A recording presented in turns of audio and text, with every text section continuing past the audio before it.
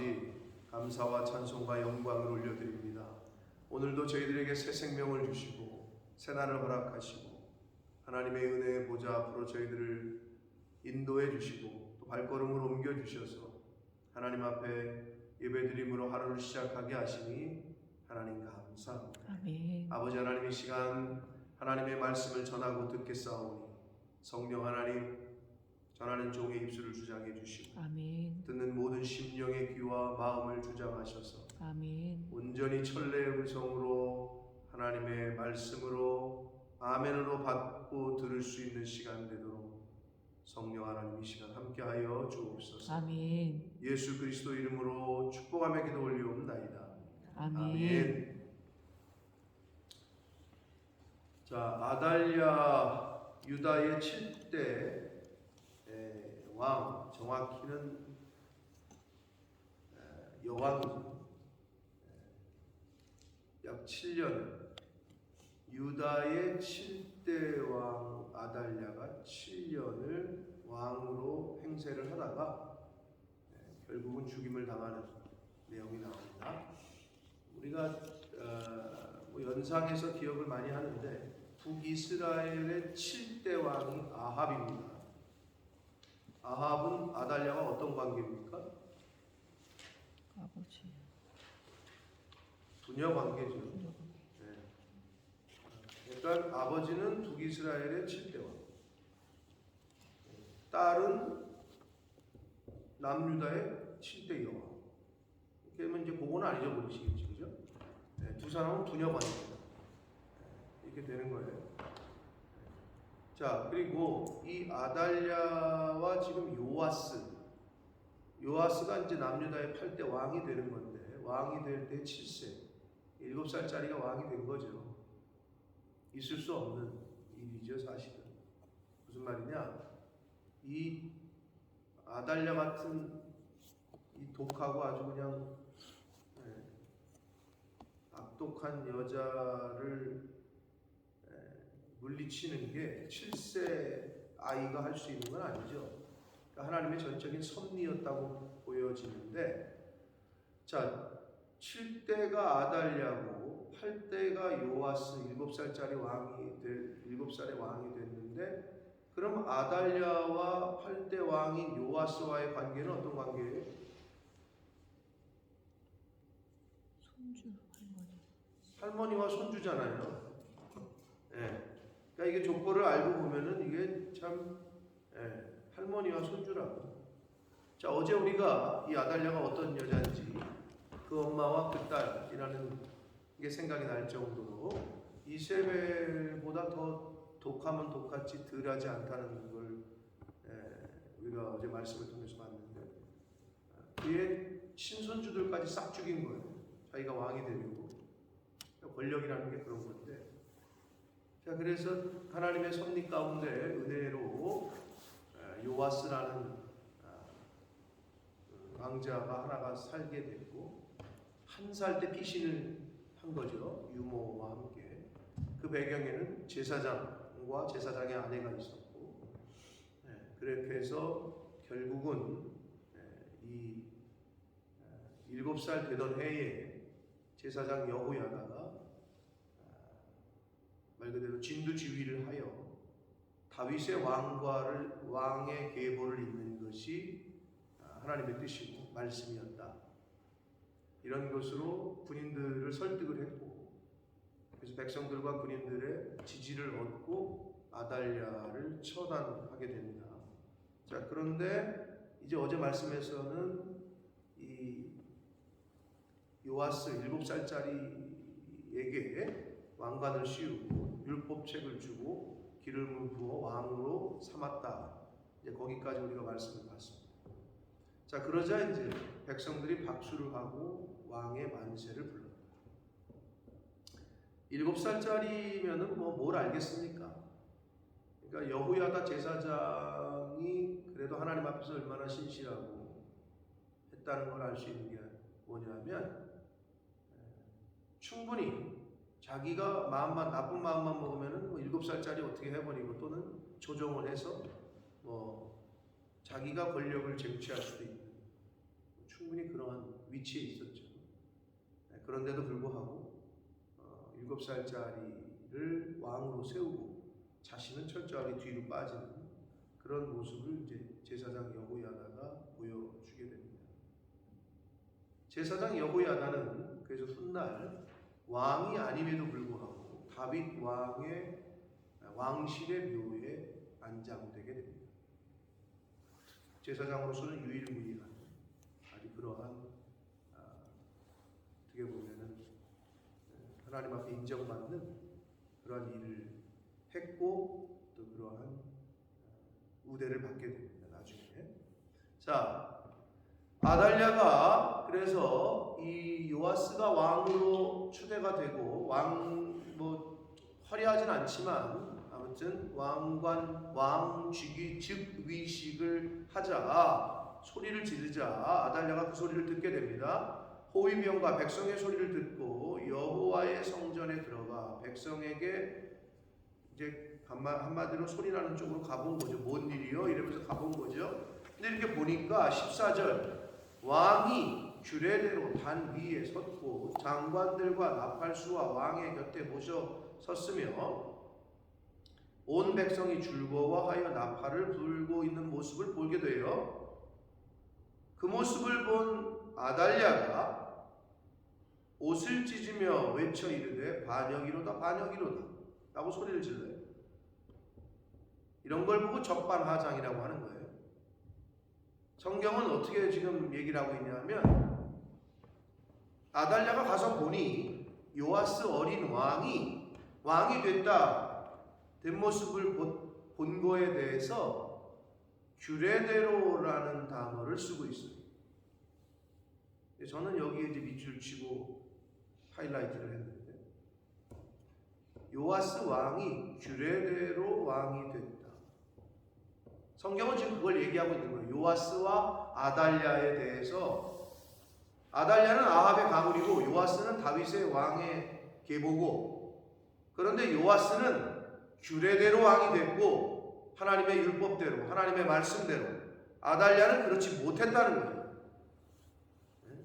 인간의 방법으로 어린 왕자들을 다 죽이면서 힘없는 그러면서 본인이 권력을 쟁취를 한 거고 요아스는 규례대로 하나님의 말씀대로 왕이 됐다. 하나님의 법대로. 이게 지금 성경에서 오늘 이 본문에서 주는 아주 가장 큰 메시지라고 해도 과언이 아닙니다. 그런데 반역을 일으킨 건 본인인데 그 규례대로 하나님의 말씀대로 왕이 된 요아스에 대하여 반역이라고 얘기를 해요. 여러분 세상에서 살다 보면 하나님의 말씀대로 살다 보면은 세상 사람들이 볼 때는 미련한 거고 바보 같은 거고 왜 그렇게 사냐 이런 소리를 듣게 돼요. 말씀대로 사냐.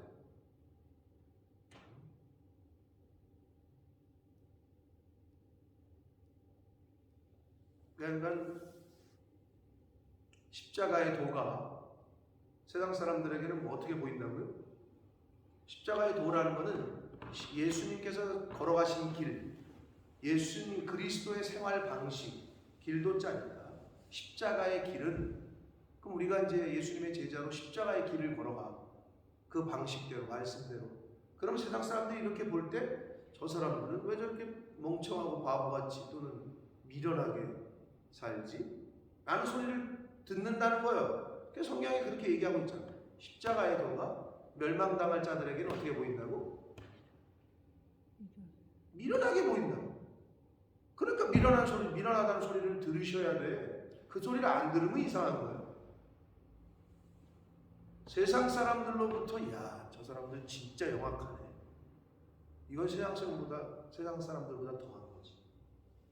근데 어떨 때 미련해? 세상 사람들이 볼 때? 지 거 못 챙기고 계속 남 퍼주고 내 건 안 챙겨. 그리고 계속 준대.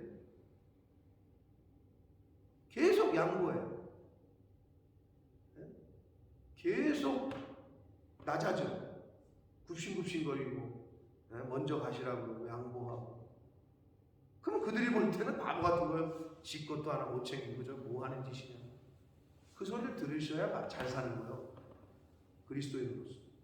근데 야, 저 사람 자기 거 챙기는 데는 아주 그냥 아우 이런 소리 듣잖아요.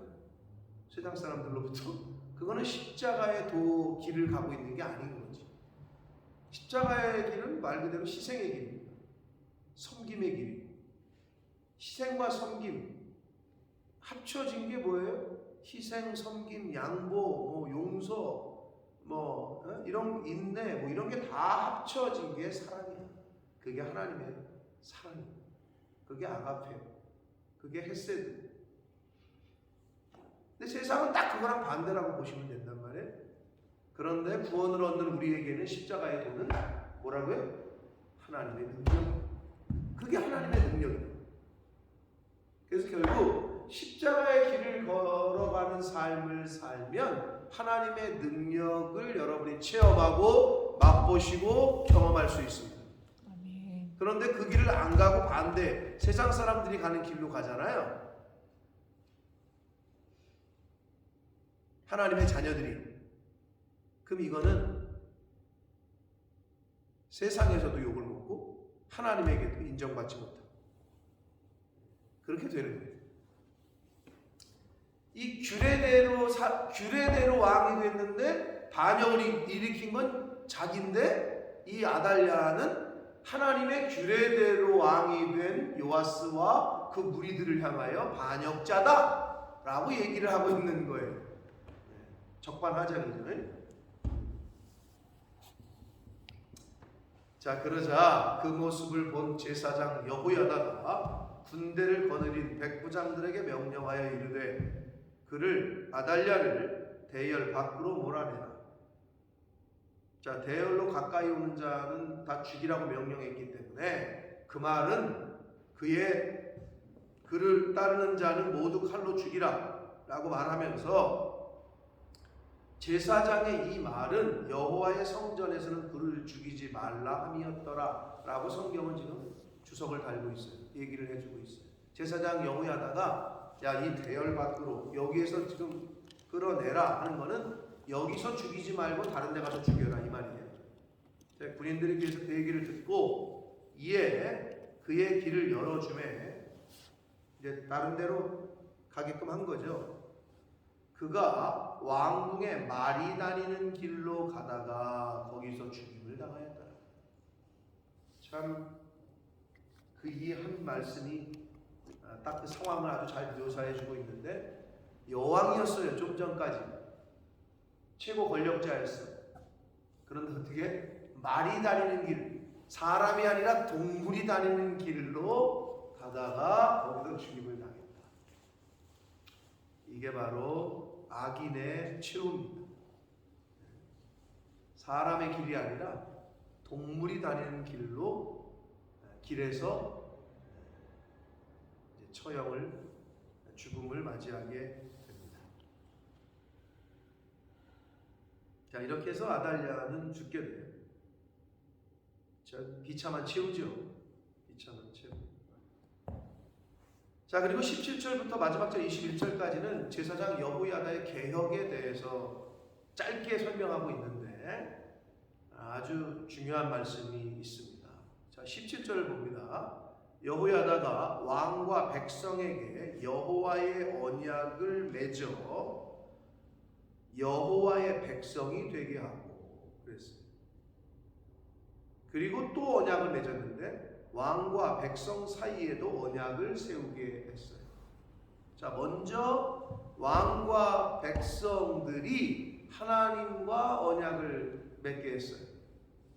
자, 이거는 하나님과 왕, 하나님과 백성, 이 수직적 언약이고 왕과 백성 사이의 언약은 수평적 언약인데 이 하나님과 왕이 맺은 언약은 한마디로 하나님과 다윗 왕이 맺었던 언약의 갱신이다 라고 보시면 됩니다.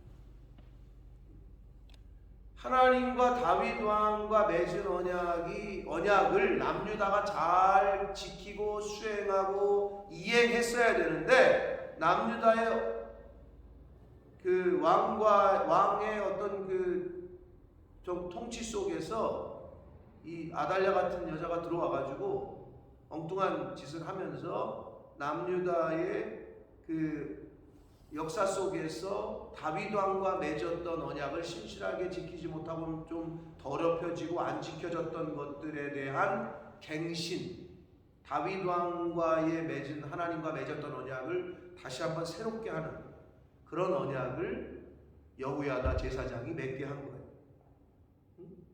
그리고 백성과 그럼 하나님과 어떤 계약을 맺게 했느냐? 요것도 또한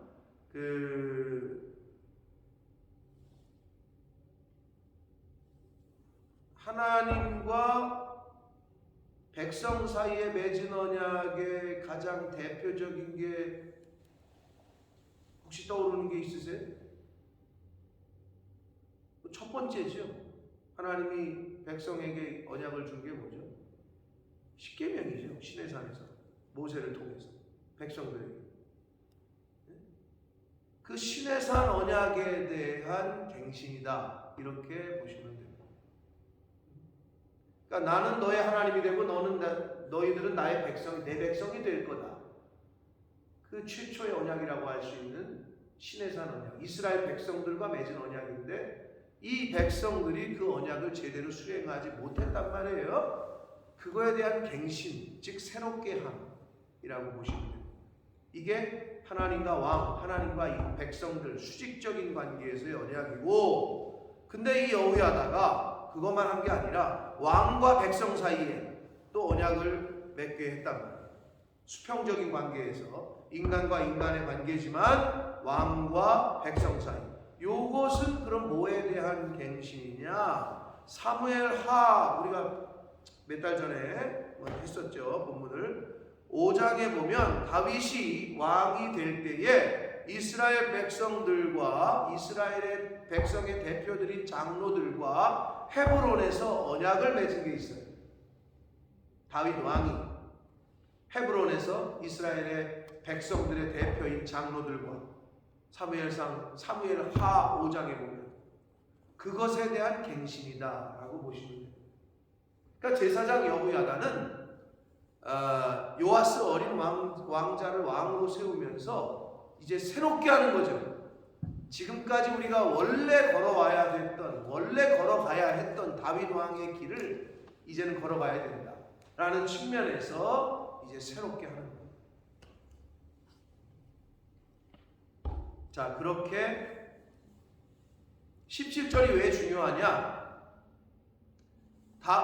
이스라엘 왕으로서, 그리고 이스라엘의 백성으로서, 즉 하나님의 전능자 하나님께서 주신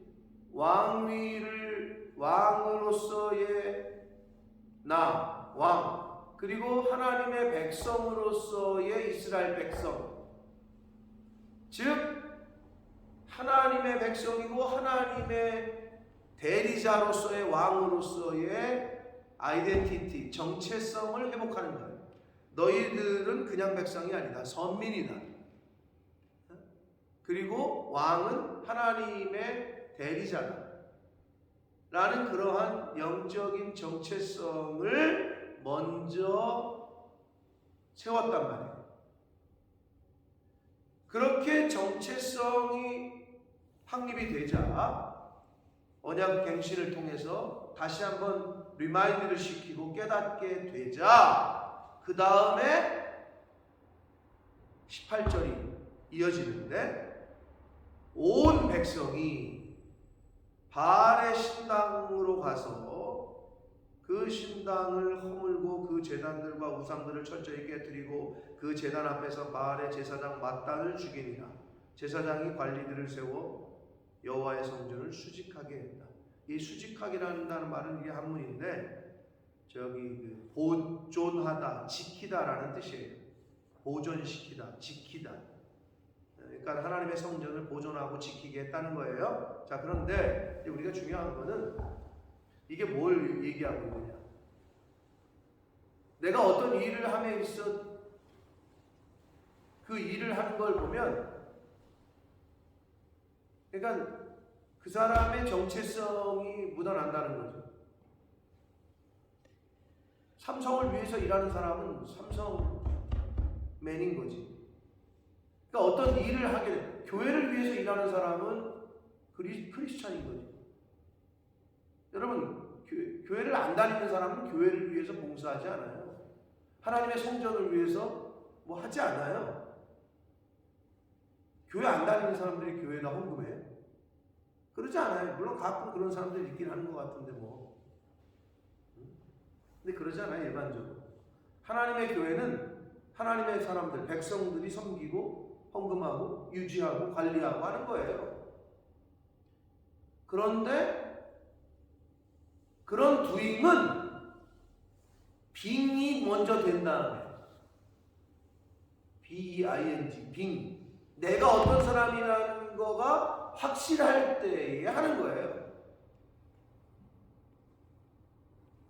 여러분, 그래서 왜 교회마다 제도가 있고 정치가 있는데 교단마다 다 조금씩 다르지만 공통적인 게 뭐냐? 누구를 집사로 세울까? 누구를 권사로 세우고 안수 집사로 세우고 장로로 세울까? 거기에 기본적으로 다 똑같은 게 뭐냐? 세상도 마찬가지입니다. 국민의 4대 의무가 뭐죠? 기억나세요? 사회 시간에 배우셨나요? 여러 가지가 있죠. 특히 우리나라는 뭐 특별한 게 국방의 의무가 들어가죠. 근데 다른 나라 공이 첫 번째가 납세의 의무예요. 국민이면 세금을 내야 돼. 어느 조직이건 우리 멤버가 될 거야? 회비 내. 회비를 안 내는 사람은 어떻게? 멤버에서 유보를 시켜. 정회원 자격에서. 우리 목사 세계에서도 똑같아요. 교회마다 상납금, 총회 내는 유지비가 있어요. 그걸 안 내잖아요. 그럼 대의원 자격을 유보시켜요. 저는 그거 맞다고 봐요. 회원으로서의 의무를 안 하는데 어떻게 권리를 주겠어요? 대의원 자격을 유보시킨다. 정회원이 안 돼. 맞죠? 맞는 거야. 똑같아. 교회를 다니는데, 교회를 계속 오는데 하나님이 정하신, 한마디로 어떻게 보면 10의 1조? 헌금은 안 해.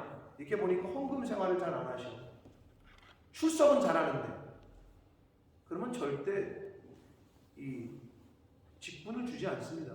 어떤 교단이든. 그게 기본이에요. 주일 성수, 즉 출석, 그리고 헌금.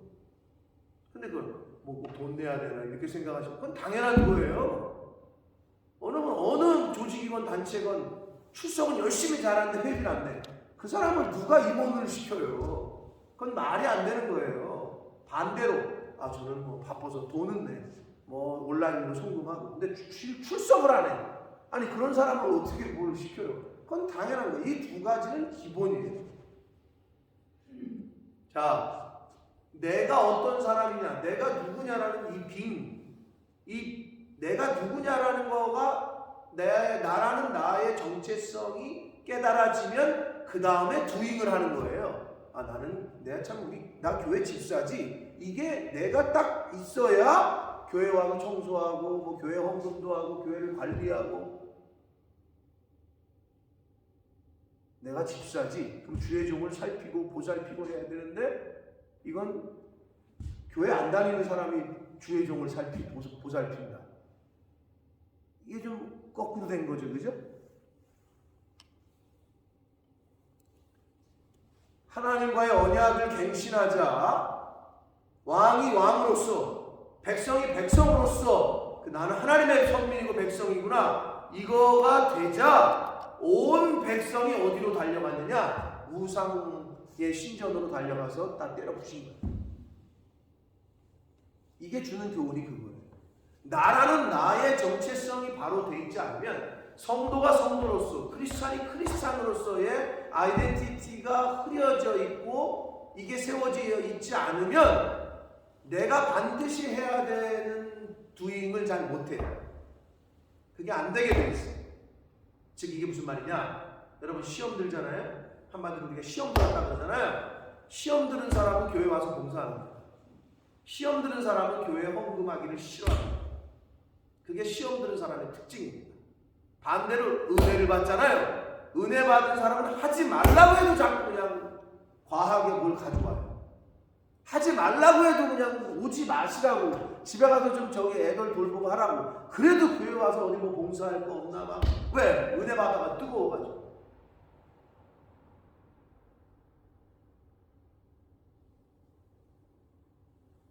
뭐 잠깐 간증을 들었습니다만 우리 김경희 집사님 동생 김희경 사모님이 처음 은혜 받았을 때 그렇게 기도하셨대잖아요.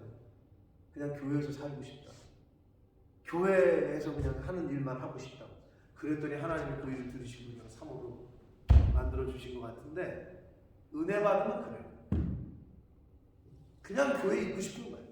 그냥 아버지 집에 있고 싶은 거지.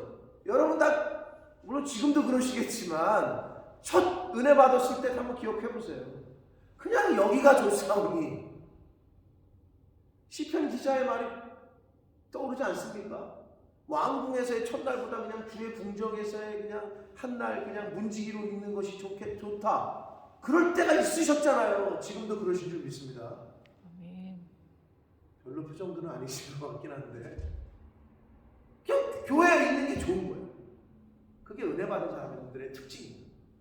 그래서 은혜 받은 사람들은 이게 보여요. 행동에서 말해서 이 doing 하는 걸 보면 보인다니까.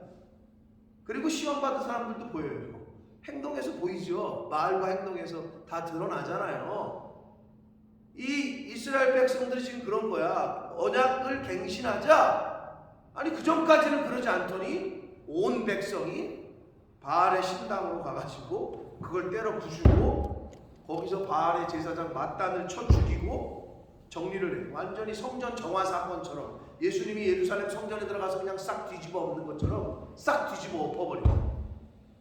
자신들의 정체성이 확립이 딱 되지 않아. 그러고 나서 이 제사장이 이제 관리들을 세워. 여호와의 성전을 관리하고 이제 잘 다스리고 지킬 수 있는, 그래서 여호와의 성전을 수직하게 했다. 즉 보존하고 지키게 했습니다. 자, 그래서 이 바알에 대한 하나님의 승리라고 볼 수 있어요. 이 17절 18절 바알에 대한 하나님의 승리라고 말할 수 있겠네요.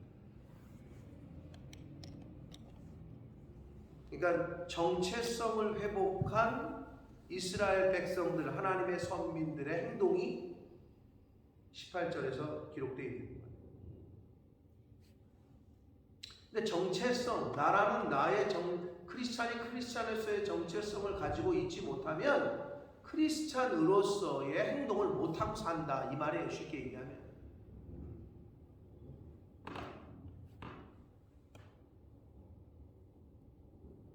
목사가 목사로서의 정체성을 잃어버리잖아요. 그럼 목사가 목사로서 반드시 해야 될 일들을 못하게 돼요. 장로가, 권사가, 집사가, 성도가 그 정체성을 잃어버리잖아요. 그러면 집사로서, 권사로서, 장로로서 반드시 해야 될 일들을 미스를 하게 되고 빠지게 되고 안 하게 됩니다. 근데 그건 목사도 똑같아요. 그러니까 어떤 정체성을 갖고 있느냐가 굉장히 중요합니다. 19절을 봅니다. 또 백부장들과 가리 사람과 호비병과 온 백성을 거느리고 왕을 인도하여, 누가? 지금 주어는 지금 제사장 여호야다입니다. 19절에 주어도 그들을 거느리고 왕을 인도하여서 여호와의 성전에서 내려와 호위병의 문길을 통하여 왕궁의 이름에 그가 왕의 왕좌에 앉으니. 이제 왕을 인도해서 어린 왕이니까 7살짜리니까 그러니까 철저하게 보호하라고 그 어저께 말씀에 너네들 여기 문 지키고 이 문 지키고, 왜 올 때 왕이 올 때 그 어린 왕을 어떻게 보호해야 되니까 철저하게 잘 지키라고 이제 명령을 내렸었잖아요. 그래서 그 어린 왕을 데리고 이제 왕좌에 앉아야 될 왕의 자리에, 우리나라 표현으로는 용상에 앉히는 거죠. 그 어린 7살짜리 왕을 그렇게 앉혔어요. 그랬더니 20절 온 백성이 즐거워하고 온 성이 평온하더라 라고 말하고 있습니다. 사랑하는 성도 여러분, 7살짜리가 왕자에 앉으니까 온 백성이 즐거워하고 온 성이 평온했다라고 성경은 기록하고 있습니다. 그 말은 뭐를 곡선을 깔고 있느냐? 아달랴가 왕이었을 때는 어떻다는 거야? 온 성이 평온이 아니라 늘 긴장하고 온 성이 늘 시무룩하고 늘 불안하고 기쁨은커녕 우울해하고 그랬었다는 걸 얘기하고 있는 거예요. 요아스는 온 백성이 바라고 그리고 꼭 있어주기를 바라는 인물이었고, 아달랴는 제발 없어지고 죽었으면 사라졌으면 하는 인물이었다는 거예요. 하나님의 사람들은, 성도들은 어디를 가나 꼭 있어주셨으면, 꼭 와주셨으면 하는 사람들이 되셔야 될 줄 믿습니다. 아멘. 아달랴는 어떤 사람이냐? 제발 가버렸으면, 제발 여기 없었으면 하는 인물이었다고, 이스라엘 백성들에게. 그러니까 와야 될, 꼭 있어줬으면 하는 요아스가 오자, 왕이 되자 온 백성이 기뻐하고 온 성이 평안했다 라고 말씀하고 있습니다. 이게 바로 하나님의 사랑이다.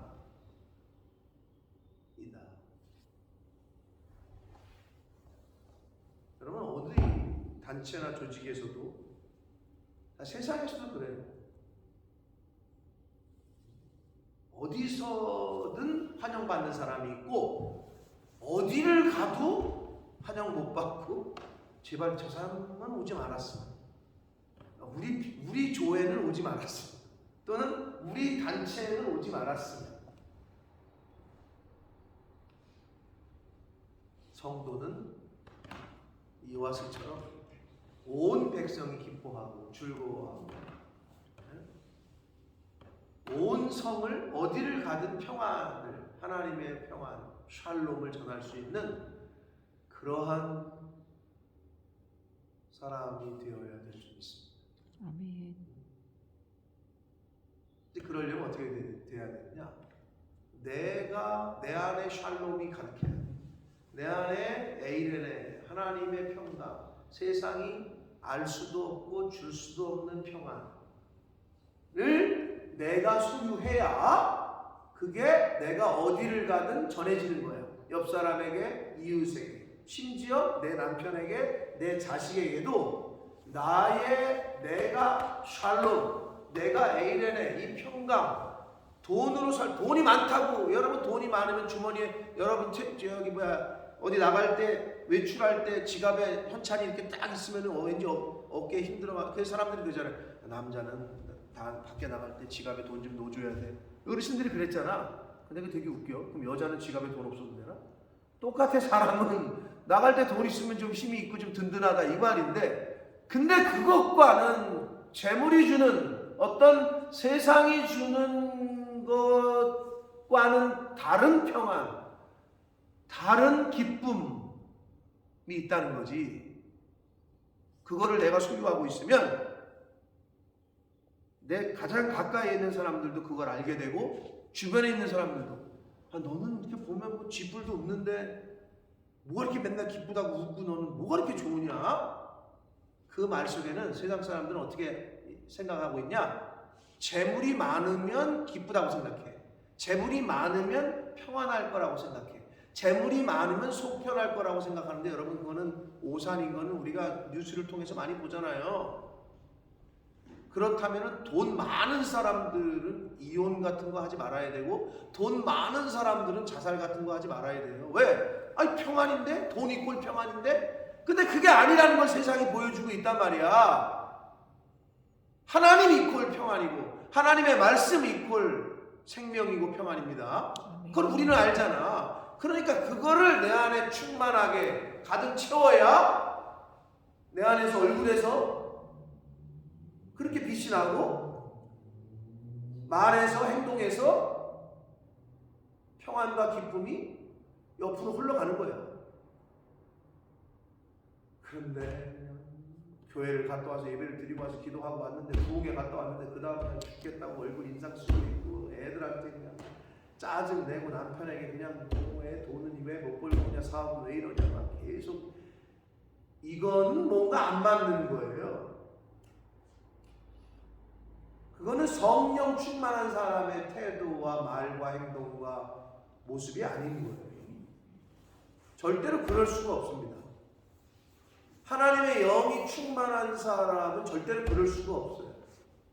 그러면 어디서의 저기가 있는 거냐? 교회를 계속 다니고 하나님을 계속 믿었는데 왜 나는 교회에 있을 때랑 집에 있을 때랑 다르고 교회 주일과 나머지 6일이 다르냐? 왜 그럴까요? 답은 간단해. 알아, 그거를 아는데 내 안에서 나라는 나가 아직 살아있는 거지. 못 죽인 거지. 결국 하나님의 말씀이 이렇게 들어오면 이 말씀이 나를 지배해야 되는데 들어왔다가 여기 있지 못하고 흘러보내든지 아니면 들어왔어도 아직도 내가 큰 거지. 나라는 나가 큰 거야. 내 생각이 크고 내 고집이 크고 내 지식이 크고 그러니까 사도 바울은 그걸 알았기 때문에 나는 내 모든 지식을 똥처럼 배설물처럼 버린다. 나는 매일 그래서 나를 죽인다. 나는 죄인 중에 우두머리다. 괴수다. 이런 말을 했던 거예요. 그러니까 들었으면 그 들은 말씀이 나를 지배하게 해야 되는데 들은 건 들은 거야. 근데 나는 나야. 이걸 언제까지 이럴 거냐. 그렇죠? 너무 안타깝죠? 그렇게 살면 안 된다는 거지. 너무 힘들어. 그럼 너무 힘든 거야. 여러분 둘이 싸우는데 여러분 엄마 아빠가 집안에서 싸우잖아요. 그 집안이 너무 힘들어. 주변에 있는 자식들이 힘들고 형제들이 힘들고 이웃들도 힘들어. 아우 저 집은 맨날 싸워. 저 윗집은 맨날 싸워. 싸우잖아요.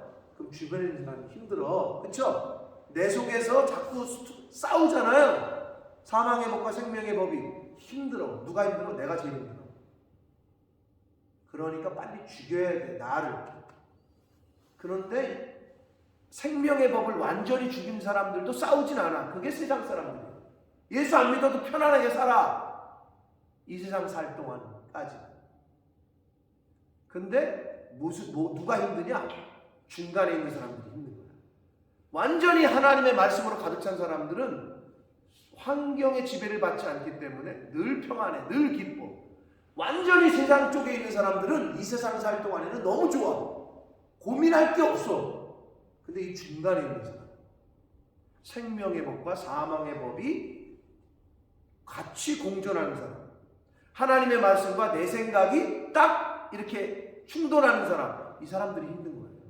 계속 스트러글이 일어나고 계속 싸워. 힘들다니까. 그러면 그 모습을, 싸우는 모습을 보는 자녀들도 힘들어. 엄마 아빠가 싸우면. 그쵸? 그럼 이건 뭐냐?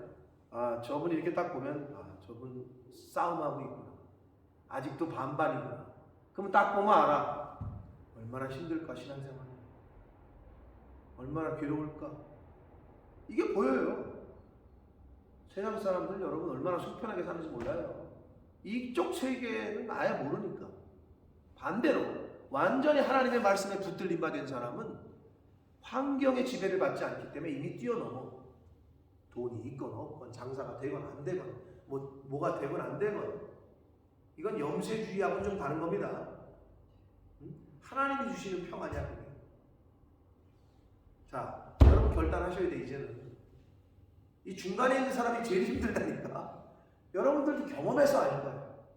내가 왜 예수 믿는다는데 왜 다른 사람들은 저런 기쁨이 있다는데 왜 나는 없는 것 같지? 이제 언제까지 그럴 거냐는 거지. 이제 거기서 좀 벗어나요.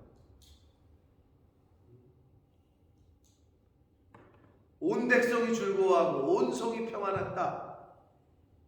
누구 때문에? 요아스 때문에. 네? 여러분 어디를 가시건 이렇게 주변에 평안과 기쁨을 줄 수 있는 사람이 되시길 축복합니다. 아멘. 크리스찬들은 그렇게 하셔야 돼요. 어디서부터? 가정에서. 우리 엄마가 새벽 예배를 안 나가더니 새벽 예배를 계속 나가더니 뭔가 바뀌었어. 얼굴빛도 바뀌고 눈빛도 바뀌고 말투도 바뀌고 행동도 바뀌고.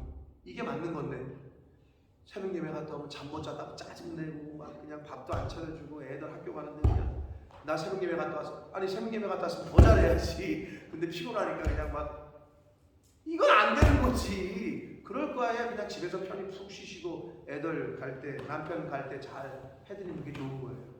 하나님이 뭘 원하시겠어요? 어렵지만 저희들 그렇게 살 수 있도록 노력하는 저와 여러분 되시기 바랍니다. 아멘. 아달랴가 아까 죽은 거를 앞에서 분명히 얘기를 했는데, 그죠? 16절에. 근데 또 얘기를 합니다. 아달랴를 무리가 왕궁에서 칼로 죽였다. 자, 왕궁이라는 말은 큰 틀 안에서는 이제 왕의 말이 다니는 길에서 죽었다고 16절에서는 얘기했는데, 여기서 왜 다시 한번 언급을 하고 있냐면 칼로 죽었다라는 것. 지금 자연사한 게 아니라 이 칼은 바로 하나님의 심판의 의미입니다. 하나님의 심판으로 죽었다라는 걸 성경은 얘기하고 싶은 거예요. 하나님의 심판으로 죽었다. 그러니까 그리고 요아스가 왕이 될 때의 나이가 7세였다. 정확하게 연도 뭐 이런 거를 계산하기 위해서 정확하게 또 밝혀주고 있습니다. 사랑하는 성도 여러분, 요아스와 아달랴, 할머니와 손주 관계였었습니다. 이렇게 하늘이 맺어준, 즉 어떻게 보면 일륜, 천륜이라고 하는데 부모와 자식 관계, 할머니와 손주 관계. 그런데 사단은, 악은 이런 관계도 다 깹니다. 이런 관계도. 아달랴를 온 백성이 좀 없어졌으면 좋겠는 존재로, 요아스는 온 백성이 기뻐하고 계속 와줬으면, 있어줬으면 하는 존재로 이렇게 표현하고 있는데, 안 그런 사람들도 있지만, 지금 계속 한국에서는 전두환 씨의 사망 사건이 연일 보고가 되고 있는데,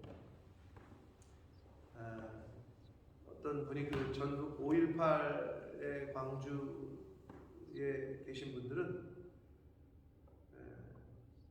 그걸 못 잊는 것 같더라고요. 안타까운 소식은 5.18 때에 그 시민들을 돕다가 그 계엄군의 총에 맞아서 척추에 총을 맞아가지고 그때로부터 지금까지 반신불구로 휠체어 생활을 하시던, 그래서 5.18 진상 규명을 위해서 애쓰시던 한 분이, 그래서 전두환 재판에도 증인으로 나가셨던 분이 전두환 씨가 죽었다고 하는 사망 당일날 자신의 고향의 저수지에 자살을 했어요. 빠져서 유서를 남기기를, 전두환이가 사과 없이 죽은 거에 대한 그 분노, 그냥 나는 5.18의 이 아픔을 나는 그냥 내가 묻고 가겠다. 그리고 몸도 너무 아프셨대요. 그 이제 척추에 맞은 그 평생을 휠체어 생활을 하다가 계속 병원 그냥 들락날락 거리고 이제 난 이 인생을 끝내고 싶다. 뭐 이런 유서를 남기고 죽었어요. 전두환 씨가 죽는 날. 지금 그 많은 그 피해자들은 그냥 죽는다고 끝나는 게 아니다. 그러면서 한 말이, 어느 그 단체에서 성명을 발표하면서 국가를 대상으로 배상을 청구하면서 또 하는 말이, 전두환 씨의 자손들이라도 자식들이라도 사과해라. 이렇게 말을 남기더라고요. 제가 그걸 보면서 뭐 자기는 죽어서 이제 뭐 그랬던 그 자식들, 여러분 뭐 다 아시나 모르겠지만 그 탤런트 박상아 결혼하고 한간에 떠들어 다 외국에 가서 살았어요. 한국에서도 살 수 있겠어요? 고개를 못 들고 사는 거지. 누구 때문에? 아버지 때문에. 여러분, 부모된 저희가 하나님 앞에서 신실하게 하나님 말씀대로 살면 여러분 본인들도 복을 받지만 자녀들이 그 복을 받습니다. 반대로 아합처럼 하나님 앞에서 제대로 살지 못하면 그 자식들이 벌을 받습니다. 근데 그 인터뷰를 보면서 그 자식들은 뭔 죄야? 그런데 그 자식들이라도 사과해라. 그렇게 사회가, 시민들이 분노하고 있더라고요. 그러니까 죽은 게 죽은 걸로 끝나는 게 아닌 거죠. 저와 여러분의 남은 인생이, 남은 삶이 요아스처럼 사람들에게 기쁨을 주고 평온과 평안을 전해줄 수 있는 저와 여러분의 존재만으로 여기 더 있어줬으면 좋겠습니다. 당신이 와줬으면 좋겠습니다. 이러한 대접을 받고 이러한 사람들로부터 칭찬을 받는 그러한 삶을 사시는 저와 여러분 되시기를 예수 그리스도 이름으로 축복합니다. 아멘. 살아계신 하나님 아버지 감사합니다. 아버지 오늘도 생명을 주시고 저희들의 발걸음을 하나님의 전으로 옮겨주셔서 하나님 말씀을 전하고 듣게 해주셔서 감사합니다. 아멘. 아버지 하나님, 아달랴의 모습과 요아스의 모습이 비교돼서 떠오릅니다. 아달랴는 많은 사람들에게 불안을 주었고 두려움을 주었습니다. 요아스는 기쁨을 주었고 평안을 주었습니다. 나는 과연 내 가족들에게, 내 남편에게, 내 아내에게, 내 자식들에게, 내 형제들에게 기쁨과 평안을 주는 존재인지, 아니면 불안함과 두려움과 짜증과 그런 것을 주는 존재인지. 아버지, 내 형제들에게, 내 가족들에게, 주변 사람들에게 기쁨을 주고 평안을 끼치는 그러한 하나님의 자녀들 되는 삶을 살게 하여 주옵소서. 아멘. 아버지, 내가 누구인지, 하나님의 백성이요, 천국 백성이요, 성도요, 주님의 제자, 또 하나님의 사명자,